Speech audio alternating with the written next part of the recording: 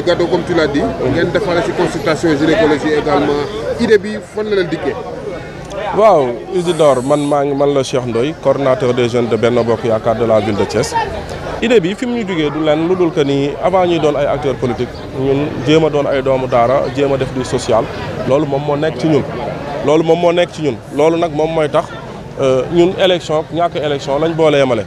bu ñu nekkee ci élection dañuy def bu ñu jugee ci élection dañuy def bu dara xewul dañuy def loolu tey moo waral ñu gis ni population yi ñu ci bëri tey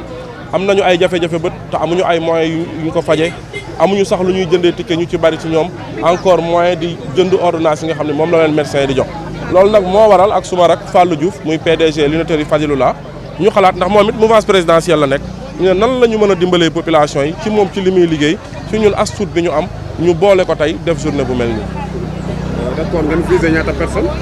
waaw objectif bi 300 personnes lañ doon visé waaye yéen gisal ngeen ko seen bopp tey yaa au moins plus de 1000 personnes yoo xam ne ñu ngi fi loolu moo tax ñu defaat sacrifice commandé waat ay lunettes ñu ngi ci yoon bi di ñëw mais waxtaan aussi ak gynéco yi nga xam kii ophtalmo yi nga xamee ni ñoom ñoo fi ne pour ñu rallonger waat heure bi parce que gis nga affluence bi 5h30 ba léegi nit ñi ñu ngi ñëw mais ni nga ko waxee sànq ci say début propos tey mbir mi bi ñu ko initié leneen fekkaat nañu ci muy consultation en gynécologie pour suñu mbokk jigéen ñi. D'accord moo wax ko sànq yéen way politique yi dudul campagne électorale wala yeneen yi ñu bëri duñu leen gis ban mooy message bi par rapport à tes collègues yoo xam ne yéen a ngi ci langue politique bi. waaw xam nga man bi ñuy campagne mbedd mi jaar naa fi keroog maa ngi koy waxtaan ak délégué de quartier bi ak relais communautaire yi nekk ci gox bi man leen ñun campagne bi jaar nañ fii tànkal leen yor suñuy sonorisation ndax yell na bu élection jeexee rek ñu tourné waat leen la doo wala xaaraat ba beneen élection jot ñu war fee ñëwaat mais ñun dañoo gëm li ñu gëm mooy ñun Thiès moo ñu ñor doomu Thiès moo ñu ñor avec politique gagné ak ñàkk a gagné lañ boole yemal. maanaam waxoon ne gars yi woote luñu ma quoi ba tax ñu gagné la du ma fi ñëwaat. déedéet ñun doxewuñu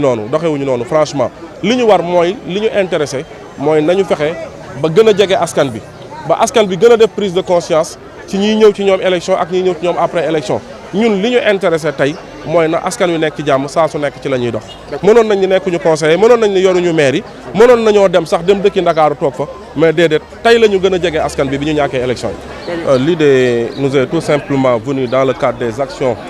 sociales que nous menons parce que nous nous sommes dit qu'avant d'être acteurs politiques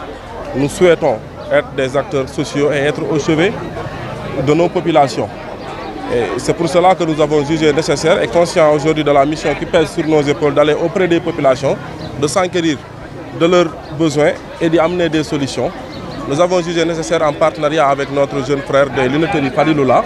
qui aussi est membre de la mouvance présidentielle, d'organiser cette journée parce que nous avons constaté aujourd'hui que les Sénégalais ont des problèmes à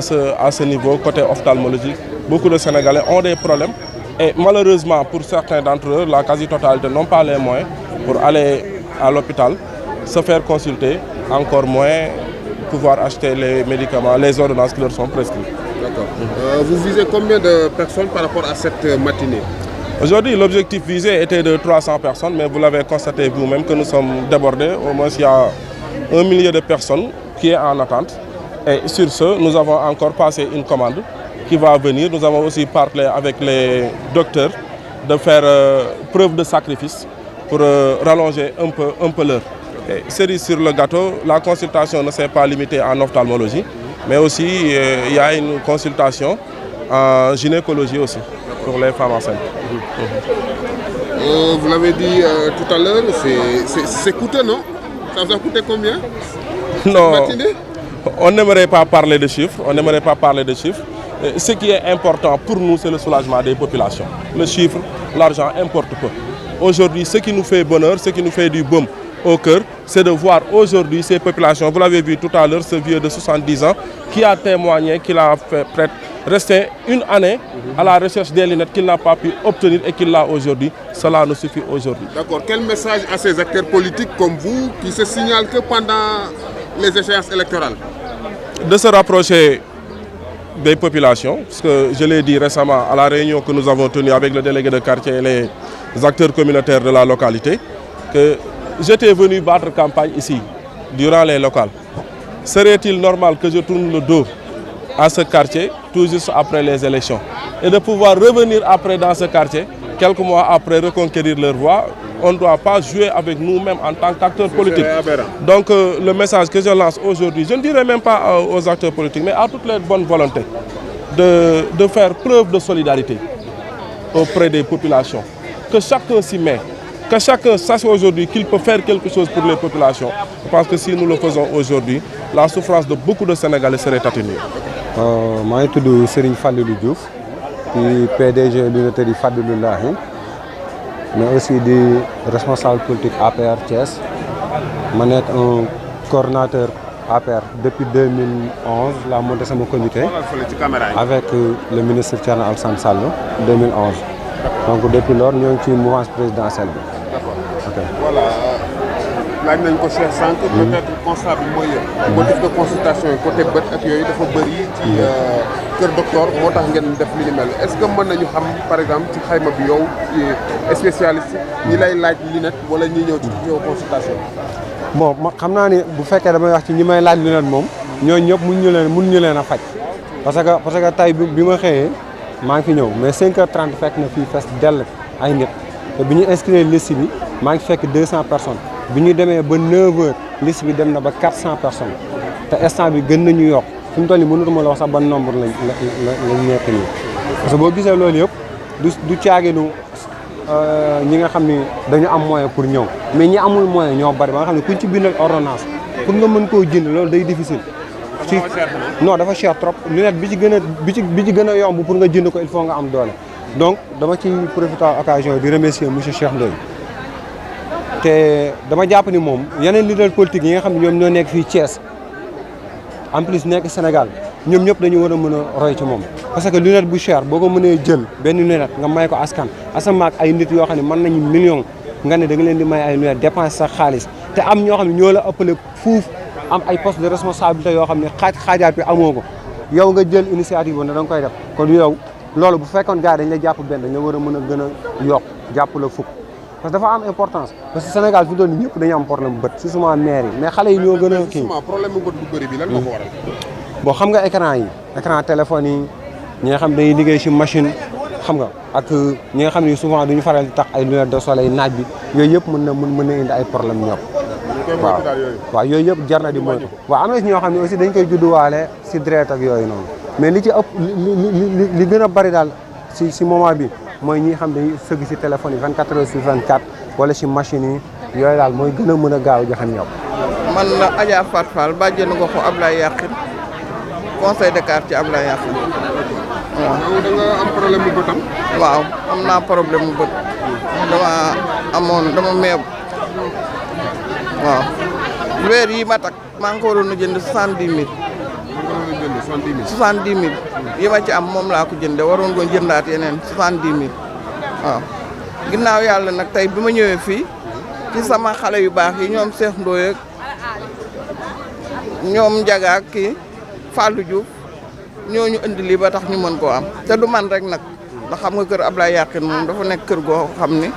macha allah problème bu bët dafay bëri na fi ñoo xam ni ñi ngi yor seen ordonnance dugal ko ci seen biir armoire ndax amuñu luñ ko jënd ba tey jii fi mu ne portable bi ma yor pa bi ma ko jox dafa photo woon ordonnance am pour mën a am verre yi léegi tey moom daf ma ko jox léegi dugg naa bañ jox ko ay verre ak ñeneen ak ñeneen lu mel nii dana tax nit ñëpp jot ci lunette yi. waaw dana tax nit ñi jot ci ginnaaw yàlla nag ñu ngi sant bu baax waaw Cheikh Ndoye ñu ngi koy sant ndax dëkku fi ma nga dëkk ba Kees Nord mu fab lu mel nii andil nu ko te li fi nekk ay téeméeri nit lañ te ñaan na yàlla tey jii bu matul it nee na da ko fiy indiwaat ñu di ko sant bu baax nag di sant suñu chef de quartier ndax keroog bi Cheikh Ndoye di ñëw daf ñoo woo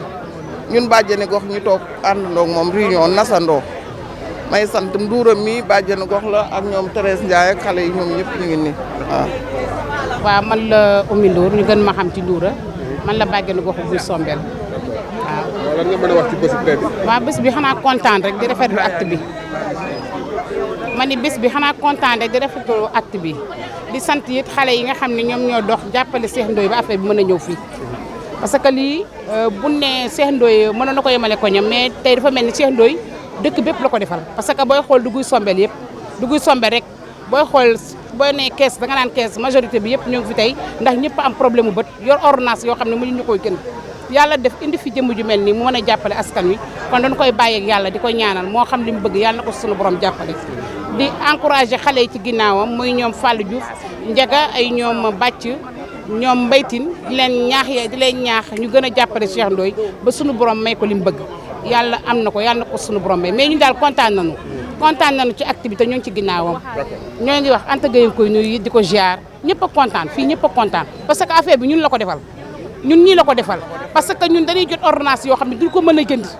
war na jëmm gi taxaw wala ñuy wut ci mbedd yi di ko ket pour jëndal leen ko kon tey bu lii ñëwee fii dañuy sant Cheikh Ndoye mi ko fi indi te di ñaan suñu borom yàlla na jëm kanam kontaan nañu ci moom kontaan nañu trop merci beaucoup kontaan nañu. di sant rek di gërëm di ñaan parce que xale yi dañoo def lu rëy parce que Cheikh Ndoye dafa ñëw ànd ak sëñ Fallou ne ko pour ñu dem def consultation verre yi dimbale nit ñi ndax am na ñoo xam ne amuñu njëgu verre am na ñoo xam ne seen bët yi ñi ngi yàqu Cheikh Ndoye ñëw def lii ànd ak Fallou ñu ñëw Ablaye Yaqin kon lépp ngir lii lépp nag ngir jàppale président Macky Sall la nag Cheikh Ndoye lii mu def ànd koog sëñ Fallou pour jàppale président Macky Sall la nag te mi ngi koy jàppale bu baax nag Cheikh Ndoye nit ku baax la xale bu baax la xale bu mën a def lu baax xale buy def social di def aide di def ndimbal baax torop nag wax dëgg yàlla bi mu woowee Fallou ne ko nañ dem def li Ablaye Yaqin ñëpp a ci kontaan ñoo ngi koy ñaanal nag président Macky Sall nag kon gestul ji ci xale yi Cheikh Ndoye ak Serigne Fallou ñoom ñoo indi lii Ablaye Yaqin macha allah ñu ngi lay ñaanal nag yow président lépp loo mbébét yal na ko suñu borom àggale xale yi nag yal nañu eggale seen lépp ci daraja yonent bi